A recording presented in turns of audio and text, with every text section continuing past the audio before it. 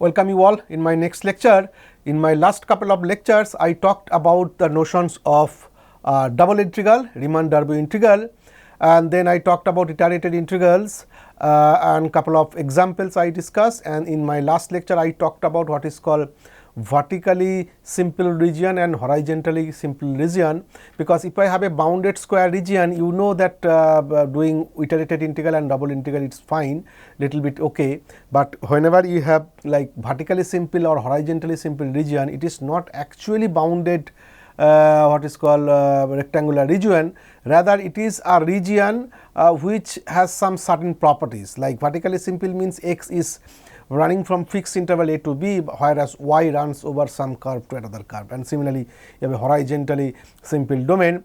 And then also I talked about what is called Fubini's theorem, that means to compute the double integral or Riemann integral you can use like iterated integral, how to calculate it.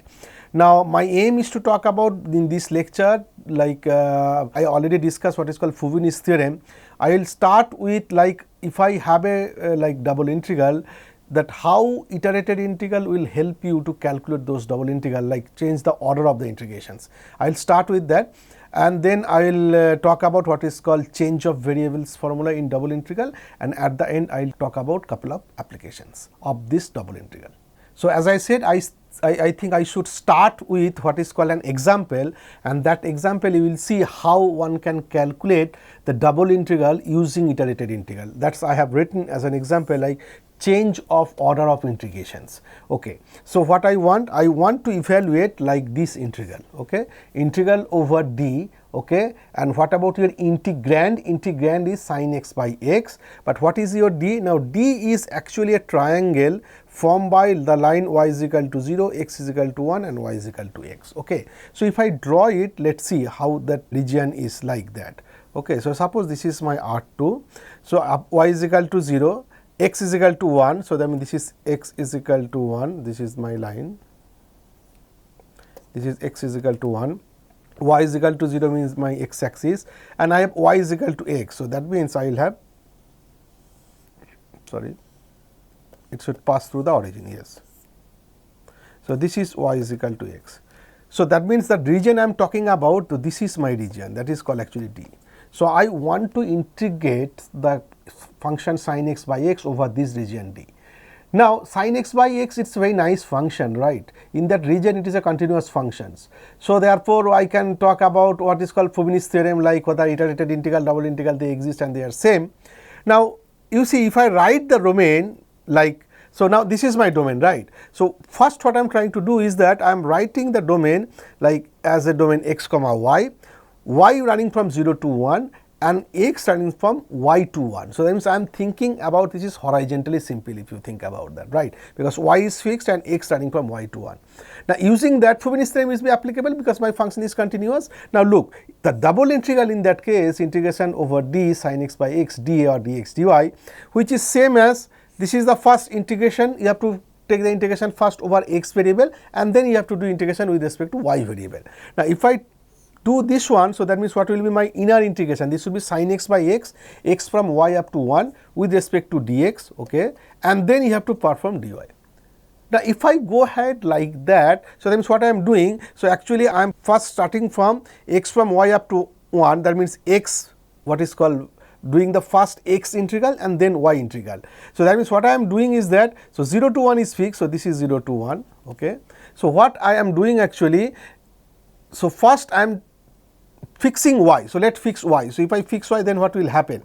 If I fix, suppose y running from 0 to 1, so this is 1, okay. So if I fix a y, suppose this is my y, then I am drawing a line which is horizontal to the x axis, hitting with or entering the region at this point, which is nothing but x is equal to y, and this is exit point is 1. So that means horizontally simple. So that means if I do that one, so that means I am actually doing integration in this way, okay, horizontally simple.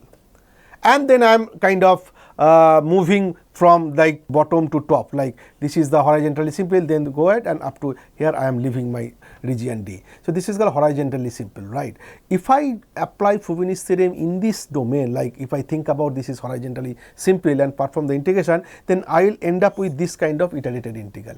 Now the question is, this innermost integral is difficult to calculate, okay? So if I think in that directions, it will be difficult to calculate the double integral. Whereas if I think about my domain in this way, that means here x is fixed and y runs from 0 to x, that means it is vertically simple. So that means what I am doing, I am keeping what? I am keeping x fixed, okay? If I fix x, I mean this is my, so that means this is my, again I am drawing here. So this is, so what I'm doing, I am doing that first I am performing the integration with respect to y variable, keeping x fixed, and then I will perform the integration with respect to x variable. Now if I fix a x here, then what I happen? So that means I have a line, vertical line parallel to y axis, that means this enters here at this x axis and it leaves here, okay? And then what I have to do, you have to just start from, you have to vary your vertical line from left to right. So if I vary, that means it will cover. So this is the way. So this is the way I am integrating on the region D, okay? So earlier I will have this way, now I will have vertical way.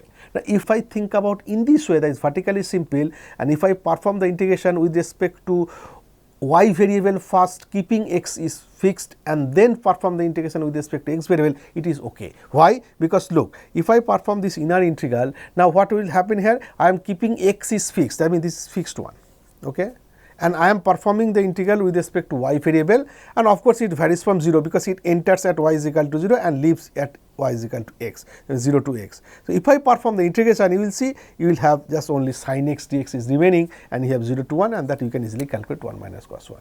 So therefore using this one, you can evaluate your double integral or Riemann-Darboux integral with respect to what is called iterated integral, but you have to be careful. Sometimes if you do your change of order in such a way, it is sometimes you find it difficult to calculate. Whereas if I think about in a different way of order of integration, it will be easy. So if I do the integration with respect to x variable first and then y variable, it is difficult.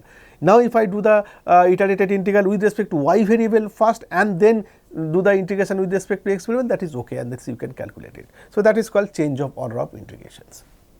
Now as I said, now I should start with what is called change of variables for double integrals. That means I have a region and I want to get the integrations of my functions on that region. So this is called change of variable. That means I want to shift, I will have a transformation which will shift my region one domain to another domain. Of course that transformation is nice, and now instead of evaluating your double integral on that region, if I evaluate on this the change region, and then I can conclude that okay, that integral is same as this integral. So this is called change of variable. So that means sometimes what will happen, the integral I will give to calculate like some double integral with respect to the variable whatever I have given. So sometimes you find difficulties to calculate. However, if you make a change of variable, you transform it to another double integral with, of course in that case integrand will change and region will change, domain of integration will change. In that case that might be easier to solve, and in that case with solving that one you can conclude the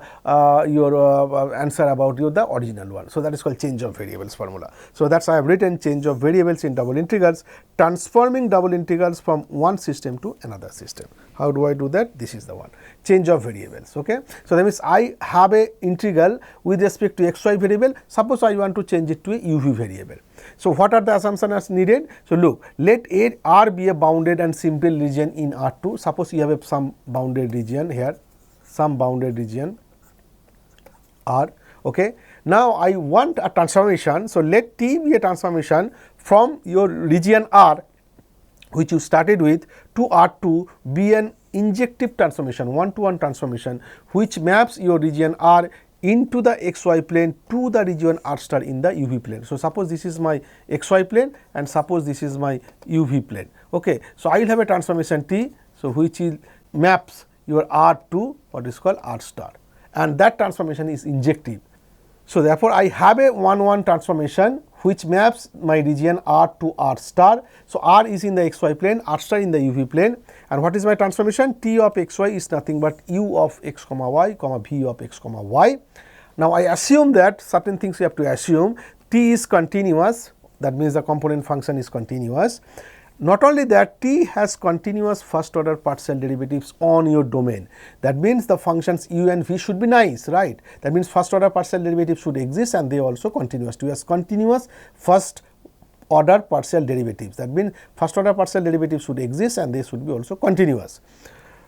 Now the inverse transformation, inverse will exist because I am starting with injective transformation. So therefore, now the inverse transformation T inverse, it maps R star to R. Of course, this is the inverse one. It will map your R star to R, okay. And T inverse UV, I am writing it T inverse of UV, which is nothing but x of UV, comma y of UV, for UV is in R star. Also note that I assume that T inverse is also continuous and has continuous first order partial derivative on R star. So therefore, what I am doing is that I have a domain in the xy plane R, I have another region R, so one region R in the xy plane, another region R star in the UV plane, okay. So I have a nice transformation which is injective, which is continuous, which has a continuous first order partial derivatives along with the T inverse, which is also x UV comma y UV, which is also continuous and has continuous first order partial derivatives. If that is the case, then if I have a double integral with respect to xy variable, then there is a formula, you can change it to a double integral with respect to the uv variable. How do I do that? So, okay, before that, how the transformation changes the region, that is one simple example I have given. For example, in the xy plane you will have this square, okay. So, now if I use this region, this transformation T of xy is equal to u comma v, while u is exactly equal to x plus 2y and v is equal to x minus y. Under this transformation, this region moves to this region in the UV plane, okay. And of course, the way I have defined this transformation, this is injective, and what will be the inverse transformation, that means moves here to here T inverse and this is T, okay. So this is nothing but UV comma xy, and you can write x in terms of u and v, y in terms of u and v. So therefore, if I have a xy plane, if I have one region, I can use a transformation. Of course, the transformation has some certain properties, then it will convert it to a region in UV plane and vice versa. That means if I apply T inverse, I can have the region in the UV plane and that transform to the region in the xy plane, okay. So, the simple example. But as I said, I need this transformation to talk about change of variables. That means if I have a double integral with respect to xy variable and I am finding its difficulties to calculate that double integral with respect to that setting, that means that variable. Now, if I somehow make a change of variable, and maybe the modified double integral will be easy to calculate, okay. Okay, that is called change of variable continuations. So, the formula for transforming double integrals over the region R into double integrals over the region R star can be written as. So, now I have a double integral, look, I have a double integral over the region R with respect to the xy variable.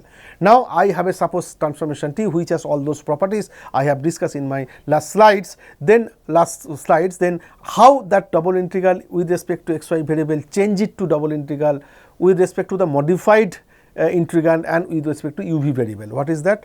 So, this is actually integration over R, which is exactly equal to integration over your modified region R star, okay. Of course, your transformation T of xy is equal to x comma uv comma y comma uv, which has all those properties. What will have f of x comma uv comma y comma uv du dv, and then there will be an extra term, okay, extra term will add it. What is that extra term? This del x comma y del uv, it is nothing but the determinant of your Jacobian matrix J of the transformation T inverse. So, what is your T inverse? If you remember, T inverse of u comma v, which is nothing but, it is nothing but x of what is, if you go back, I think this x of u v, yeah, x of, so look, this is the one. So, this is x of u v comma y of u v, okay.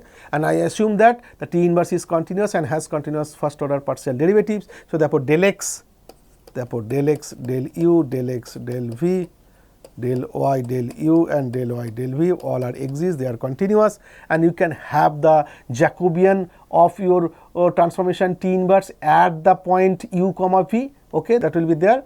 And what is this notation? This is nothing but the determinant of the Jacobian matrix. So, determinant of the Jacobian matrix J, sometimes called the Jacobian, just simple Jacobian, no matrix.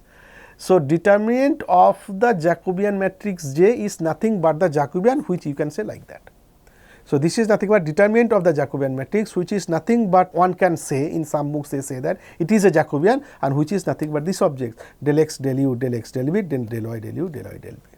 then what you have to do, then left hand side integration is exactly equal to the right hand side integration. So, left hand side is the xy variable in the xy plane in the region R, right hand side in the uv plane, your variable changes xy to uv, region corresponding changes to r star, your corresponding function changes, and your extra term is coming, which is nothing but the absolute of the Jacobian of the transformation T inverse. That means, get the Jacobian matrix J of the transformation T inverse, okay, take the determinant which is nothing but the Jacobian and take the absolute.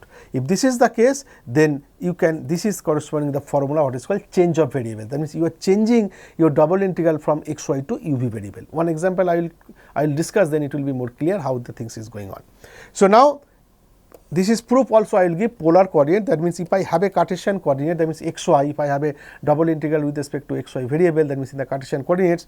Now, there is a transformation like x is equal to r cosine theta, y is equal to r sin theta. So, if I change it to the polar coordinates, then the corresponding region will change and your integral will be like that, f of r cos theta r sin theta, that will be like f of xy, x is replaced by r cosine theta, y is replaced by r sin theta. Now, one extra term r is coming from this Jacobian, and you will have dr d theta.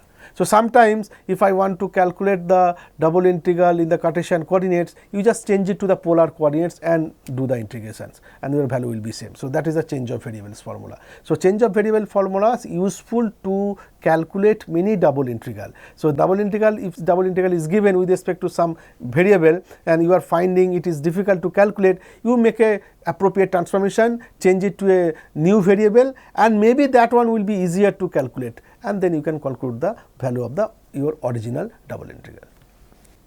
One example, so like for example, evaluate the integral. Okay, look. So, this is the integral. So, that means first you have to integrate with respect to y, of course, either in that way because this function is nice. So, therefore, this is the integrand square root of x plus y times y minus 2x whole square dA. So, this integral I want to calculate, this double integral. Now, by looking at the integral, you can easily see the region. So, I have seen that the given domain is the triangle bounded by, now you see, so first you have to integrate with respect to y and then x, that is how the kind of ordering is there. So, therefore, what you have to do, so you have to identify which domain I am talking about the, or I want to calculate the double integral. So, this is bounded by x is equal to 0, y is equal to 0 and x plus y is equal to 1. By looking at these values, you can easily see that the given domain is the triangle bounded. So, that means what is that? That means you have x is equal to 0, y is equal to 0. So, this is the domain D, you have to calculate this, evaluate this integral. So, what you have to do? So, I am making a what is called change of variable. So, I am using a transformation. So, what I am doing? So, we take at the transformation which is u and v, u is equal to x plus y and v is equal to y minus 2x. So, that means I have a xy variable. Now, I am making a change of variable u and v, and by this formula u is equal to x plus y and v is equal to y minus 2x. Now, under this transformation, the given triangle transform into a triangle, another triangle, because this is in the xy plane, right? This is in the xy plane. Now, if I apply this transformation u and v, it will be another triangle in the uv plane. And what is that? This is a v is equal to u, v is equal to minus 2, and you just calculate it, you will see the corresponding triangle it will be changed it to another triangle which is bounded by this line, this line and this line. Okay. So, now the corresponding region, so that means triangle in the xy plane changes to a triangle bounded by this v line, v is equal to u, v is equal to minus 2 and u is equal to 1. Okay. And also the inverse transformation, if you write, that means you have two equations u and v, you just write x in terms of u and v and y in terms of u and v. So, therefore, x is equal to u minus v by 3 and y is equal to u plus v by 3.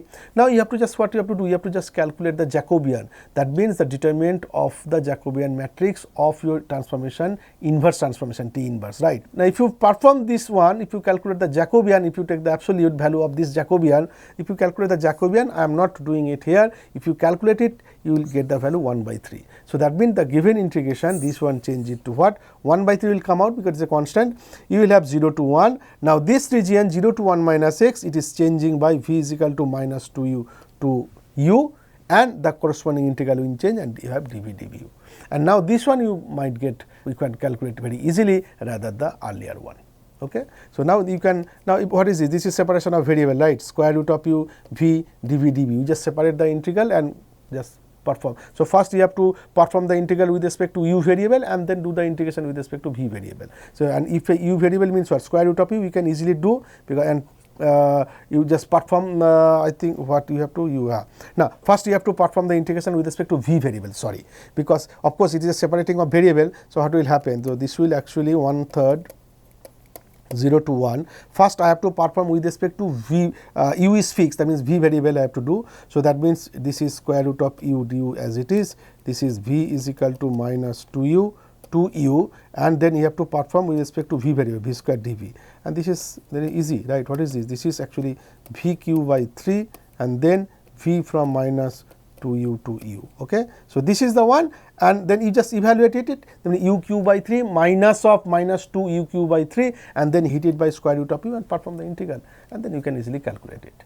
So this is actually the applications of change of variables. I will talk about one more examples, like if I have a Cartesian coordinate to polar coordinates, but this is one of the way you can make a change of variable. Change of variable means what? That means you have to first see what integrals is given to you. You have to identify the domain, and then you have to apply appropriate transformation. You look at the change domain, and then you have to calculate the Jacobian of the transformation T inverse, and you have to take the modulus and then just use the formula, earlier one. This is the formula. You will be able to do that. Another example I have given, though I have not given the full details, but you can do that. Now using the transformation, this is I have given the transformation u is equal to 2x plus 3y, v is equal to x minus 3y. The value, find the value of this integral, that means e to the power 2x plus 3y cosine of x minus 3y dx dy, where r is the region, I am specified the region r bounded by the parallelogram with vertices this. Okay. So therefore I want to calculate the integral this one, okay, in the region which is a parallelogram whose vertices is this, and I am saying that okay, use this transformation, make a change of variable using the change of variable formula and calculate the integration. If you do that under this transformation, you do that. I have not written here explicitly everything in details, but if you do in your home, you will see using this transformation corresponding vertices of the parallelogram, that means of course region will change, right? In the xy plane you will have one parallelogram with these many vertices, 4 vertices. In the uv plane it will be might be something, but if I use the transformation I have given, under the given transformation r will be transformed into again a rectangle with vertices this and this. Okay. So if you apply that transformation, again your parallelogram with vertices this and this will be changes to a rectangle with vertices this and this. Okay. So that is one, region will change, you have to take care of the region first, and then you have to, what you have to do, you have to calculate the Jacobian of the inverse of it, okay, and then you have to take the modulus. So first you have to get the Jacobian matrix, get the determinant, of course Jacobian matrix of the transformation T inverse transformation, because the transformation T is given, that is T of xy is equal to u v, where u is this and v is this. You have to have the T inverse, you have to get the Jacobian, you have to take the determinant, and that means determinant of the Jacobian means is sometimes Jacobian matrix is sometimes called the Jacobian, and you have to take the modulus and use the formula for the change of variables formula, that means fxy dx dy move to r star f of x comma up y comma ub times the absolute of the Jacobian du dv.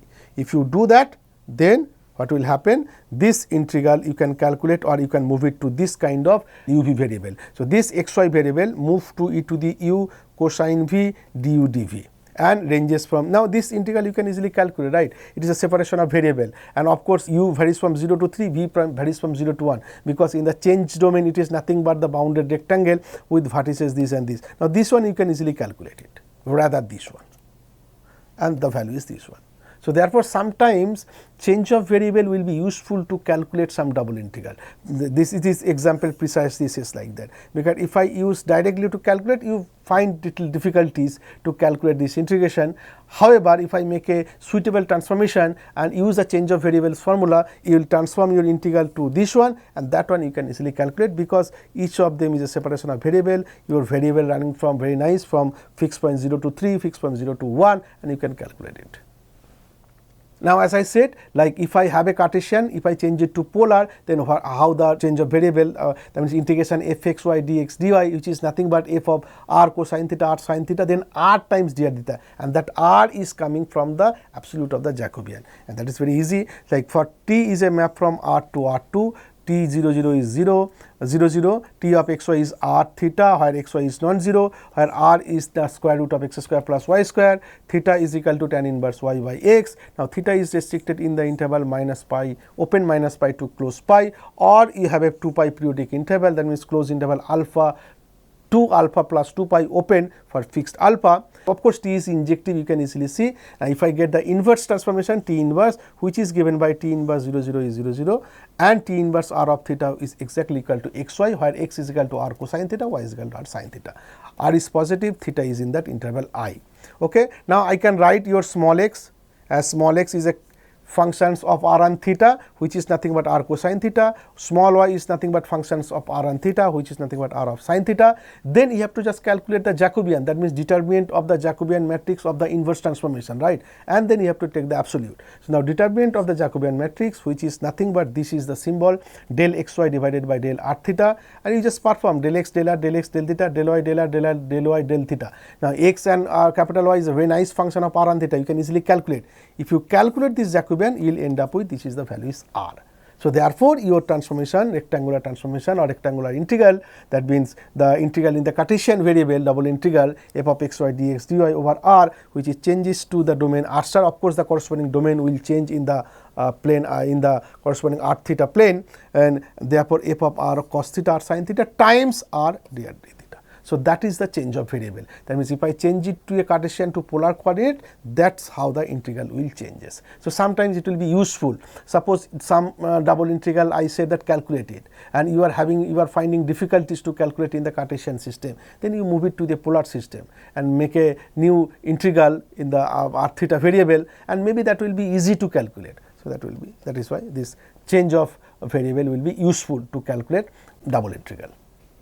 Now, at the end, so I am at the end, so I want to talk about some applications of double integrals. Okay. So, first of all, common applications of double integral. So, that means the area of a closed bounded plane region R is given by this one. So, that means you have to just do the double integral. Here your integrand is the constant function 1. So, this will give you the area of a closed and bounded plane region R is given by, this is the formula, this is the constant function 1. Okay. Average value of f over the region R, which is nothing but 1 by area of R, and then you have to just perform your double integral, that means integration R f dA. Okay. That is another formula. And then third one, if xy is positive, xy running over R, suppose R is a simple region in R2, then the volume V of the solid region bounded above by the surface Z is equal to fxy and below by the region R in the xy plane is given by this one. So, therefore, what we will have, I have a function f of, so f is a function from say R2 to R, which is positive. So, I am writing Z is equal to fxy. Then what will happen, I have a region R, so that means I have a R2 region. Okay. So, this is my R2. Okay. So, this is Z axis, this is x axis, this is y axis. So, I will have a R2 kind of things. Okay. So, this is my R2 xy plane, and suppose I have a region R. Then Z is equal to f of x comma y, it will give you some kind of surface. So, like this kind of things. Okay. So, then what I am saying is that this is nothing but, so therefore, if I have a surface Z is equal to, you have a function f of x y is equal to positive. So, I have a 3-dimensional plane. So, in the x y I will have the region R, right, and I have the surface Z is equal to f of x y, so it will give you a surface. So, what will happen, the integrations f dA over R, which is nothing but the volume, solid volume, that means you will have a one solid region bounded by what? Bounded by your surface Z is equal to f x y and the region R in the xy plane. So, you will have a region bounded by, I have written then the solid region bounded above by the surface Z is equal to f xy and below by the region R. So, that region, if I calculate the double integral f dA, it will give you the volume of that region. Okay. But I have assumed that f of x y is positive. So, these are the common applications of double integrals.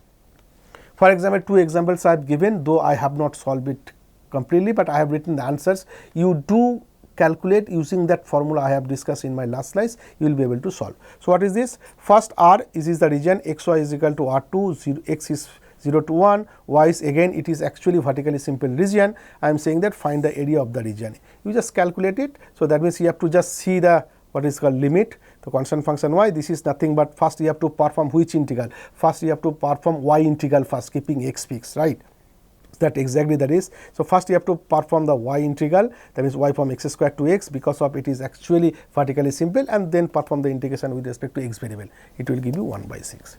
Similarly, find the volume of the solid bounded by the cylinder x square plus y square is equal to 4 and the planes y plus z is equal to 4 and z is equal to 0. Again, so then what will you just use the earlier formula. It is the region, solid region bounded by the cylinder and the planes z is equal to 0 and y plus z is equal to 4. Then what will happen? So that means z is equal to 4 minus y. So that means z is equal to f of xy. So that means the integration is given, right? F is nothing but z is equal to fxy. So z is equal to fxy, that means this is actually z. So what is your value of z? Z is equal to 4 minus y, and then you have to look for what is the limit of your integrations. So therefore, once I have z is equal to 4 minus y, and since x square plus y square is equal to 4, so that means y have two values. So minus of square root of 4 minus x square to plus of square root of 4 minus x square, okay? And then x is running from minus 2 to 2. So this is minus 2 to 2. Okay. So that's how we can calculate the volume of the solid region bounded by the cylinder and the planes y plus z is equal to 4 and z is equal to 0. Z is equal to 0 means xy plane, right? Okay. And you have a cylinder x square plus y square is equal to 4, you have a cylinder. So that is the one, and you have a y plus z is equal to 4, some plane. So you will have some solid region, you have to find the volume. So you just use the formula z is equal to f of xy, replace f of xy by z. So this is nothing but 4 minus y, and you have to think about the limit in the x and y. Okay. So since x square plus y square is equal to 4 is given in the region xy plane, so okay. So therefore this is nothing but y from minus of square root of 4 minus x square to square root of 4 minus x square plus, and then x from minus 2 to 2. If you do that integration, you will calculate. I have not done it explicitly, you can please do that in your home. Couple of applications of double integral in physics, okay, you can have, this is a formula, okay. What is that? Mass and moment formulas for thin plate in the xy plane. What I said, so let delta xy denote the density functions, that means the mass per unit area of a thin plate over the region R in R2. Geometric figures in the plane will be treated as objects with constant density delta is equal to 1. So therefore, if I have a geometric figures in the plane, I will treat that as a objects with constant density delta is equal to 1. Otherwise, suppose I have a density delta xy, which is the density function mass per unit area. If I have that one, of course, if density is not mentioned for geometric figures, I will assume that it has a constant density, or otherwise I will assume that it will have a delta of xy denote the density functions, okay, the mass per unit area. If that is the case, then the formula mass is given by is nothing but the double integral of the density functions over that region R. First moment about the x axis, which I denote it as m suffix x, which is nothing but y times your density functions. That means you have to do the double integral of this integrand y times your density functions. First moment about the y axis, which is m suffix y, that means it is nothing but you have to hit it by x with the density function and perform the double integral. Then your center of mass formula is nothing but my divided by whole mass. Y bar is nothing but mx divided by whole mass. In case of geometric figures, of course I said with constant density, center of mass is sometimes called the centroid. So these are the formulas. So because I know the notions of double integral, and if I have a delta xy is the density function, then I can define corresponding mass, first moment about the x axis, first moment about the y axis, center of mass, and then if I geometric figures and it is constant density, then center of mass it becomes a centroid. These are the formulas, you can calculate it, okay. I will have one example, you will see. Along with that, you have a moment of inertia, that means I am talking about the second one. The first one is the first moment, like first moment, that means only I am hitting with y and x, okay, either single x and y. Now when I will talk about the second moment, so this is called moment of inertia, second moment about x axis, which is nothing but, which I denote it as I suffix s, that means you have to integrate y square times your density functions. Moment of inertia, that means second moment about the y axis, that means you have to integrate the functions x square times your density functions.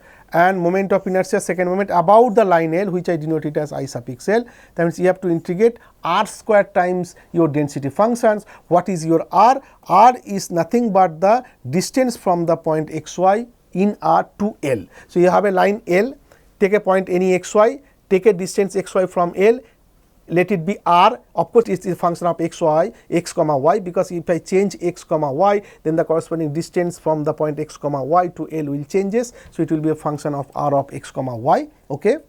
So if that is the case, if r is that functions r of x comma y, which is nothing but the distance from your point xy in the region R to the line L, then the corresponding moment of inertia about the line L, which is I suffix L, and then you have, what is the formula? You have to just take the R square times your density function, you have to perform the double integral. Moment of inertia about the origin or polar moment, what is this? This is I suffix 0, that means it is the origin, okay. That means it is x square plus y square times your density functions, and which is nothing but Ix plus Iy. So that means you have moment of inertia about the x axis, moment of inertia about the y axis, you add it to Ix plus Iy, which is nothing but the moment of inertia about the origin.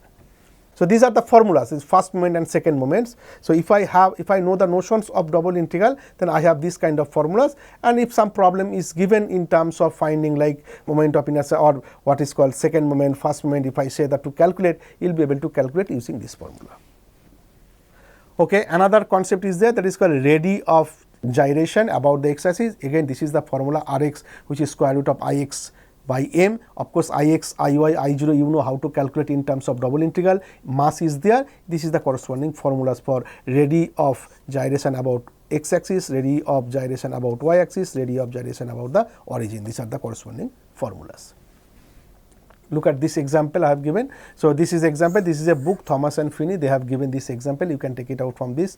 What is this? It says a thin plate, uniform constant thickness and constant density. Now you have a constant density, delta is constant, okay. So a thin plate with uniform thickness and constant density delta covers the region R. So what the region is given, right? What sort of region? Xy is in R2, x running from 0 to 1 and y running from x square to x. Now you can easily guess this region is nothing but vertically simple region. X is fixed, y varies from x square to x in the xy plane. Now find the center of the mass and the inertial moments Ix, Iy, I0. Now all the formulas are given in terms of double integral, and your region is given, and of course your density function, that is also given, but here it's very nice because it's constant. It is a delta comma xy, actually the function is the constant function. In fact, some points say a naught itself, or whatever I am writing, it's at delta. So it is delta for all x comma y. It's constant function. You just use the formula. For example, if I have the mass formula, what is the mass? Mass is nothing but integration over the region R and then dA, and you know that this what the region R dA I already discussed. Look, so this is a vertically simple region, right? So what is this? Look, mass I think already I have discussed this is the same region, right? The vertically simple region. So what is that value, or that means the mass m is 1 by 6, okay, and that exactly the given. Look at 0 lesser equal to x lesser equal to 1, y running from x square to x, okay. So that exactly the domain. You see, 0 lesser equal to x lesser equal to 1, y running from x square to x. So that means this mass is nothing but 1 by 6, but what is the mass? So this is the area. So that means mass is nothing but delta times dA you have to do, right? This is the formula. Mass, what is that mass? Mass is this, look, delta xy times dA. Now delta xy is a constant, okay. So there delta xy is a constant, I mean delta xy and delta, I can take delta outside, integration over R dA, that is nothing but the area, which is nothing but delta by 6, and which is nothing but this mass, okay. So that's the way you can easily calculate. So because mass formula is given, this time actually density is very simple, that means it's constant. That means if you have the formula, everything, it is not a function of xy, you can take that constant out, you have just only double integral over R dA, that means the area, and that I already discussed. The area of this region is nothing but 1 by 6, area of this region already 1 by 6, and here therefore your mass is what is called delta by 6. Similarly, you can calculate your m suffix x, m suffix y, center of mass, Ix, Iy, I0. So therefore everything you can calculate, because everything is given in terms of the double integral with respect to the density function, or sometimes you have to hit it with x del x, y, depending upon which one you want to calculate, whether first moment or second moment. But anyway, you have to perform your double integral with the appropriate integrand. You have a density function, you have to hit it. If I talk about the first moment, you have to hit it by x, y, and if I want to talk about the second moment, x square, y square, and if I want to talk about what is called the earlier one, like this one, what is called about the line, then you have to hit it by r square. And anyway, the formula is given and you have to just calculate it. If you calculate it, you will be able to solve, and this is the corresponding values Ix, Iy, Ix, Iy, and I0. So this is the last one, I think, and then not last one, double integral with respect to the polar coordinates. As I said, if I have a Cartesian coordinate system, if you change it to the polar coordinates, and you can solve it. So find the area enclosed by the circle, x square plus y square is equal to a square, by converting into polar coordinates. So that means you can easily do that, you know the area of the circle. But my point is that since you know how to change a variable formula just now, then if I change the variable to the polar one, then can I solve it? The answer is yes, you can do that. Okay, so this is the area, that means you have to just integration over the region R dA. Now this is the corresponding what is called double integral in Cartesian coordinate system, that means you have dy dx, and y varies from minus of square root of a square minus s square to plus a square minus x square, and x starting from -1 to minus a to a, and now I want to change it to a polar one. So polar one, if I change it, the corresponding integrand is 1 here, so that means only the Jacobian part will be there, absolute of Jacobian, that means r dr d theta. Dr d theta is already there, only r part will be there, and the corresponding of course polar coordinate, that means changes of theta and r will be there. Now since it is x square plus y square is equal to a square circle, that means theta running from 0 to 2 pi and r running from 0 to a. That is very easy, and you can easily calculate it, and it will be end up with the usual pi square that you know. So then you know the area of the circle, right? Enclosed, find the area of the enclosed by the circle, you know pi square. However, you can use the formula of double integral, formula for the area, and change it to a polar one, and you can easily solve it. So that is another way. There is a double integral in polar coordinates, because you know how to change the variables in double integral. Now Cartesian to polar coordinate, you can know how to change it. So using that one as an application, you can get the area if you change it to the polar coordinates. This is the last one. Find the area, again some example, using change of variable, how we can get the area. So find the area enclosed by this ellipse x square plus a square plus y square by b square is equal to 1 by applying the transformation x is equal to au and y is equal to ab. So what is that? You just write it. Your t of xy is nothing but u comma b, which is u is nothing but x by a, y by b, a and b are positive. You can have the inverse transformation t inverse u comma b, which is nothing but x comma u, which is au a b. Then it's straightforward, right? You have to just calculate the Jacobian matrix of your inverse transformation t inverse, get the determinant, that means you have the Jacobian, and you take the absolute one. So that means determinant of the Jacobian matrix, which is nothing but this one, if you calculate it, you will end up with ab. So what is the change of variable formula? Integration over r f x y dx dy, which is nothing but integration over the new region r star in the uv plane, then f of replace x and y by au and av, because this is the transformation, and then you will have the absolute of the Jacobian and then du dv. So this is called general transformation. If I use that one, then one example or one exercise I have given, that using this transformation u is equal to 2x plus 3y and v is equal to x minus 3y, find the value of the integral of this, where r is the region bounded by the parallelogram with vertices this, and this. So what you have to do? So first you have to, so of course I have given the integrand, I have given the region, also I have given the transformation. What you have to do? First, since transformation is given, I mean t is given, what is t is given? T of x comma y is equal to u comma v, and that is also given 2x plus 3y and x minus 3y. So this transformation is given. First you see what is the corresponding region in the UV plane. That means how the parallelogram with vertices changes to the, what is the corresponding domain in the UV plane. First you fix that one. That means get the region identified in the UV plane, and then get the T inverse, because u is given, v is given. You can write x and y in terms of u and v. Okay, f2 of u comma v. You have the inverse transformation, then calculate the Jacobian of matrix of this inverse transformation, then take the determinant and take the absolute, and use the change of variables formula. Then you can calculate. You can first you transform this integral over r star with something, then you will have the absolute of the Jacobian and then du dv, and then you can calculate it. If you calculate it, you will be able to solve. You have to change. So a priori it looks like difficult to calculate directly this double integral in Cartesian variable. However, if I use this change transformation, it will transform to a new variable double integral, and that might be easy to calculate it. Okay, so I think I am done. So at least for the double integral. So now at least you have some idea about the double integral, that means Riemann double integral or Riemann-Darboux integral I should say. So double integral, then you have the notions of iterated integral, then you have a Fubini's theorem, relations between double integral and iterated integral. Then sometimes to evaluate double integral, I can evaluate my double integral evaluating what is called iterated integral.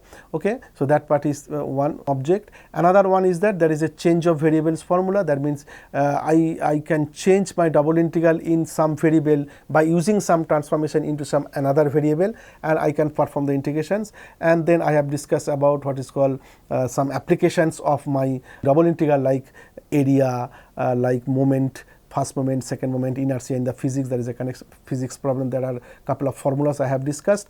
And then I have discussed, of course, I have defined the definitions of Riemann-Darboux integral on a bounded square or bounded rectangular region. Now, if you have some kind of simple region, there how I can do the integration actually. So, like vertically simple and horizontally simple. Again, as I said, there you will have a Frobenius theorem. You can use you can evaluate your double integral on those region using what is called one of the iterated integral, depending upon which region you are on actually. So therefore, these are all kind of related stuff about double integral, and along with some applications I have discussed. I think I should stop here about the double integral. In my next lecture, I think I should start with what is called triple integral. This is double integral, that means I am for n is equal to 2. Now I will go to one dimension more, that means for n is equal to 3. I think I should stop here. Thank you.